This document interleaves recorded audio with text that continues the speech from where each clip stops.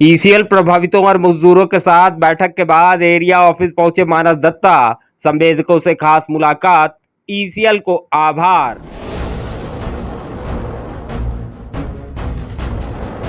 गोड्डा जिले में अवस्थित राजमहल परियोजना के विभिन्न मसलों को लेकर सांसद प्रतिनिधि मानस दत्ता को आज ईसीएल प्रभावितों और मजदूरों के साथ विशेष बैठक के बाद एरिया ऑफिस पहुंचकर ईसीएल से जुड़े कई तरह के मसलों पर जानकारी साझा करते देखा गया। आज हम लोगों ने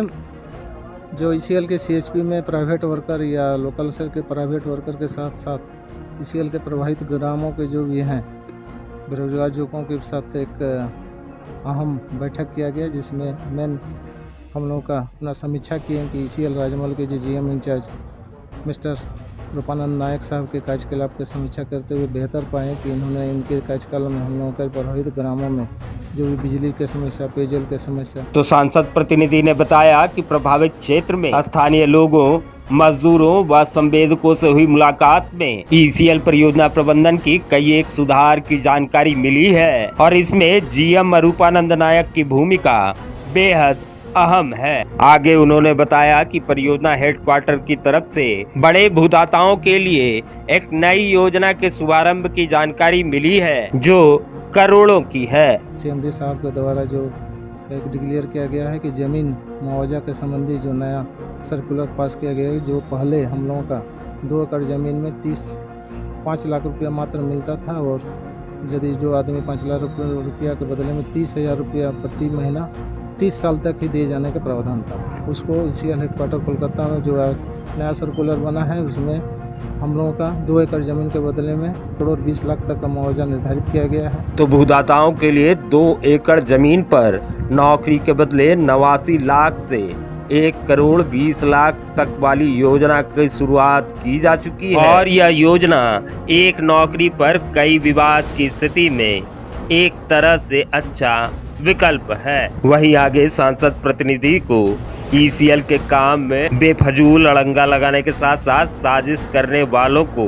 कड़ी चेतावनी जारी करते भी देखा गया और उन्होंने साफ शब्दों में कहा कि वो समय रहते सुधर जाएं, अन्यथा बड़ी कार्रवाई तय है। हम लोगों का बहुत पहले से संज्ञान में आ रहा है कि ईसीएल राजमहल में एक फर्जरी गिरोह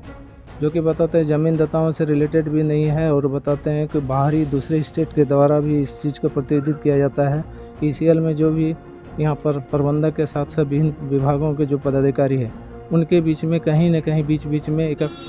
पिटीशन, फर्जरी पिटीशन बना कर कुछ ऐसे लोगों का नाम दर्ज करके जिसमें कि आवेदन का नाम भी चिन्हित अच्छे तरीके से नहीं रहता है, साथ ही साथ वह दूसरे राज्य का ही कोई पत्रकार या बंधु के द्वारा उसको भी इस तरह से एलिगेशन लगा कर प्रतिनिधित्व करके ईसीएल हेडक्वार्टर से कोल इंडिया के बड़े पदाधिकारी को गुमराह करने का काम किया जा रहा है। इसमें हम चाहेंगे कि ईसीएल हेडक्वार्टर से लेकर कोल इंडिया के बड़े पदाधिकारियों से कि यह जो फर्जरी के पटिशनबाजी का काम जो विभिन्न ईसीएल पदाधिकारी के ऊपर समय समय करते हैं उनके ऊपर में